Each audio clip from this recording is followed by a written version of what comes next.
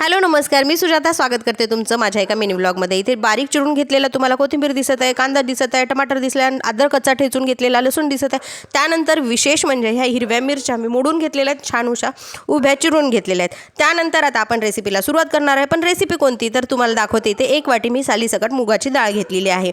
आता मुगाची डाळ छान अशी पाकडून घेतली, निवडून घेतली, 2 ते 3 पाण्याने याला छान असं स्वच्छ धुवून घ्यायचं। आता ही सालीसकट मुगाची डाळ आहे, कारण ही आमच्या शेतातली आहे, त्यामुळे याची चव थोडी भन्नाटच लागते। त्यानंतर तुम्ही बघू शकता कुकरमध्ये तेल टाकलेलं आहे 2 माप। तेल चांगलं गरम झाल्याच्या नंतर यामध्ये जे आहे तिख्या ॲड करायच्या, तिख्या छान फुटू द्यायच्या। त्यानंतरच जिरा ॲड करायचं आहे, कारण की तिख्या फुटल्या नाही तर ते दाताखाली कचकन लागतात, त्यामुळे तिख्या मात्र चांगल्या तेलामध्ये फुटू द्यायच्या। त्यानंतरच जिरा ॲड केलेला आहे।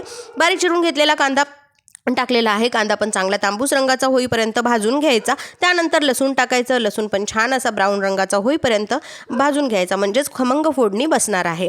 त्यानंतर तुम्ही बघू शकता छान असा कलर याला आलेला आहे। त्यानंतर पुढची प्रोसिजर म्हणजे हिरव्या मिरच्या मोडून घेतलेल्या, उभ्या चिरून घेतलेल्या यामध्ये मी ॲड केलेल्या आहे। ते पण तेलामध्ये चांगल्या फ्राय होऊ द्यायच्या। त्यानंतर ॲड केलेली आहे हळद आणि टमाटर।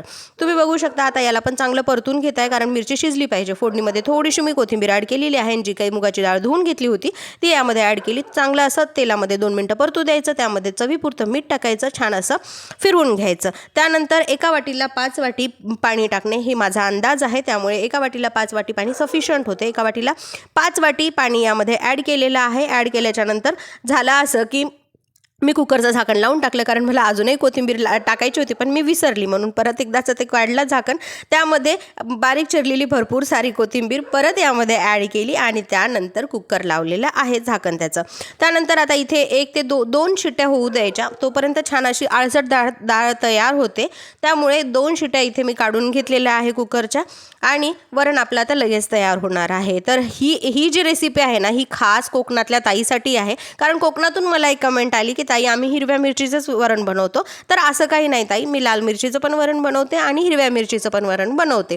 त्यानंतर कुकरचं सगळी म्हणजे प्रेशर आहे ते निघू द्यायचं, आणि त्यानंतर इथे बघू शकता तुम्ही की छान अशी डाळ इथे तयार झालेली आहे। तुम्ही जर माझ्या चॅनलवरती नवीन असाल तर माझ्या चॅनलला लाईक करा, शेअर करा, सबस्क्राईब करा, आणि अशा छान छान रेसिपीला माझ्या कमेंट करत जा, जेणेकरून मला नवीन उत्साह येईल, परत प्रोत्साहन मिळेल। तर तुम्ही बघू शकता छान असं इथं मूगडाळ वरण तयार झालेलं आहे।